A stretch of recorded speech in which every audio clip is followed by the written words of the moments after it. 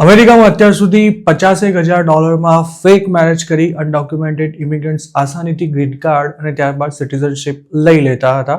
પરંતુ હવે marriage green card issue કરતા પહેલા તમામ કેસની ખૂબ જ ઊંડાણપૂર્વક અને કડક તપાસ કરવામાં આવી રહી છે, જેનાથી ડરી ગયેલા ઘણા ગુજરાતીઓએ ફેક મેરેજ કર્યા બાદ પણ ગ્રીન કાર્ડ માટે અપ્લાય કરવાનું હાલ પૂરતું માંડી વાળ્યું છે. આવા જ એક કેસમાં ન્યૂ જર્સીમાં રહેતા 25 વર્ષના એક અનડોક્યુમેન્ટેડ ઇમિગ્રન્ટને ગ્રીન કાર્ડ માટે ફેક મેરેજ કર્યા બાદ હવે જેલમાં જવાનો વારો આવ્યો છે. એલ્વિસ હજીરાજ નામનો આ અલ્બેનિયન વ્યક્તિ ચેરી હિલમાં રહેતો હતો. તેણે 27 વર્ષની યુએસ સિટીઝન નતાશા ફ્લોર્સ સાથે ફેક મેરેજ કર્યા હતા. નેવાર્કમાં રહેતી નતાશા અને તેના ઓન પેપર હસબન્ડ બંનેને USCIS સમક્ષ ખોટા નિવેદન આપવાના ચાર્જમાં અરેસ્ટ કરવામાં આવ્યા છે. પ્રોસિક્યુટર્સના જણાવ્યા અનુસાર એલ્વિસે ગ્રીન કાર્ડ માટેના ઇન્ટરવ્યુમાં એવું જણાવ્યું હતું કે તે નતાશાની સાથે જ રહે છે, જ્યારે નતાશાએ એવું સ્ટેટમેન્ટ આપ્યું હતું કે તેના પહેલા મેરેજ છે. જોકે તપાસ દરમિયાન એવું બહાર આવ્યું હતું કે એલ્વિસ અને નતાશા સાથે રહેતા જ નથી અને નતાશા આ પહેલા એક બ્રાઝિલિયનને પરણી ચૂકી છે, જેને તેની સાથેના મેરેજને કારણે જ ગ્રીન કાર્ડ પણ મળી ગયું હતું. નતાશા અને તેના નકલી પતિ પર જે ચાર્જ લગાવવામાં આવ્યા છે તેમાં તેમને 5 વર્ષ સુધીની જેલની સજા થઈ શકે છે.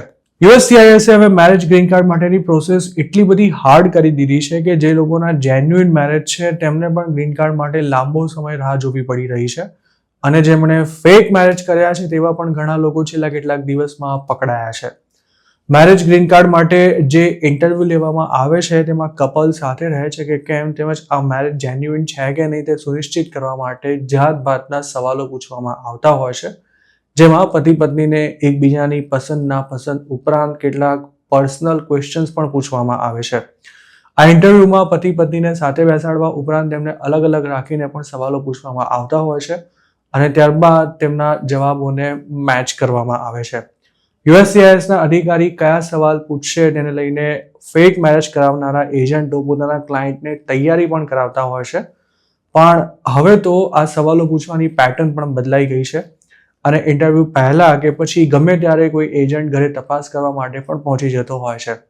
આ સિવાય કપલની સોશિયલ મીડિયા પ્રોફાઇલ પણ ચેક કરવામાં આવતી હોય છે અને સાથે જ તેમનો આખો ઇતિહાસ પણ USCIS દ્વારા ચેક કરાય છે. અમેરિકામાં ફેક મેરેજ પર ગ્રીન કાર્ડ લેવાનું મુશ્કેલ થઈ જતા હવે ઘણા ગુજરાતીઓ પણ તેમાં ફસાયા છે. સૂત્રોનું માની તો ટ્રમ્પ પ્રેસિડેન્ટ બનતા જ ગ્રીન કાર્ડ માટે કરાતા ફેક મેરેજ પર તવાઈ બોલાવશે તે નક્કી હતું, જેથી ઘણા લોકોએ ટ્રમ્પ શપથ લે તે પહેલા જ આ કામ પતાવી પણ દીધું હતું. પરંતુ જે રહી ગયા છે તેમને હવે 4 વર્ષ ચૂપચાપ પોતાના નકલી મેરેજને નિભાવવાનો વારો આવ્યો છે. યુએસમાં હાલ ઘણા ગુજરાતી એવી સ્થિતિમાં મુકાયા છે કે તેમને મેરેજ કરવા માટે નક્કી થયેલી રકમ કરતાં હવે ડબલ પેમેન્ટ કરવું પડશે અને ગ્રીન કાર્ડનો મેળ ના પડે ત્યાં સુધી નકલી પત્નીના તમામ નખરા પણ સહન કરવા પડશે.